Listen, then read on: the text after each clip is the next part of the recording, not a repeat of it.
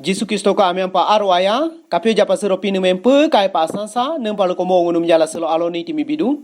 Selo ngunu John chapter 21 verse 16 kakasa, so ludo. Again Jesus said,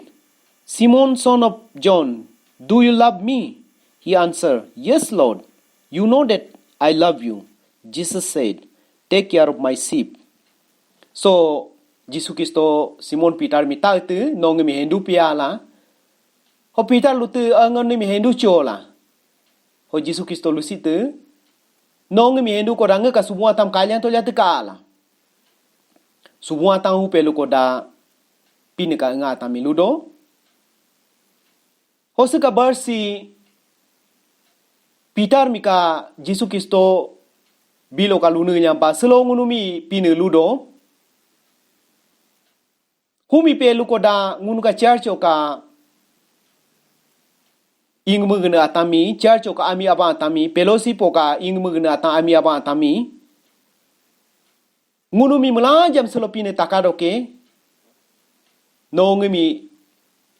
hendu piala ho melaja selo pine mi ngunu hendu le hendo ko da ngunu mi pine ludoke Peter mi kalu chao subuh tam kalian to lihat ka ala ludo hope subuh lu ko da ngunu ka fellowship ka ngunu ka church ka pinika nga tami pinika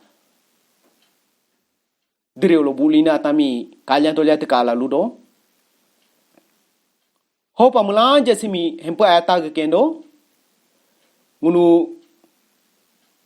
fellowship ka church ka pinika imbi mu bini atan pinika ami aba atan mulanja hendi ngunu sancha ge kindo nitampa pi kalian keno ne luko da ngunu pinika dari pota ka tonse ne mi khenyo ne mi ayapa tonse gala khenyo gala sancha gala ye jelo ka digo tango mi ayapa bicha bala ye jalo me ale pa mucha bula